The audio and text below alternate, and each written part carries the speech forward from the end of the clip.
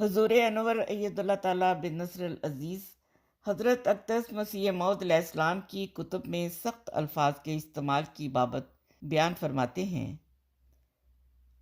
حضرت مسلم موعود نے حضرت مسیح موعود علیہ السلام کی یہ بات بیان فرماتے ہوئے کہ لوگ کہہ سکتے ہیں کہ حضرت مسیح موعود علیہ السلام نے بھی اپنی کتب میں بعض سخت الفاظ استعمال کیے ہیں، اس لیے ہم بھی کر سکتے ہیں۔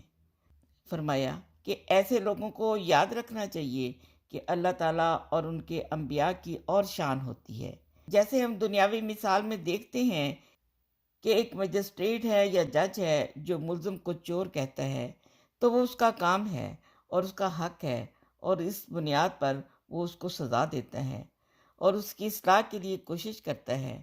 لیکن ہر ایک کا کام نہیں ہے کہ وہ دوسروں کو چور یا مجرم کہتا پھرے، اور اگر وہ کہے گا تو وہ فساد پیدا ہوگا۔ بس اگر حضرت مسیح موعود علیہ السلام لوگوں کی کمزوریاں ظاہر کر کے ان کی نشاندہی فرماتے ہیں تو ان کی اصلاح کے لیے اور ان کے غلط نظریات سے لوگوں کو بچانے کے لیے یہ کرتے ہیں۔ لیکن جہاں تک آپ کی ذات کا سوال ہے، اپنے بارے میں آپ فرماتے ہیں، گالیاں سن کر دعا دیتا ہوں ان لوگوں کو، رحم ہے جوش میں اور غیظ گھٹایا ہم نے۔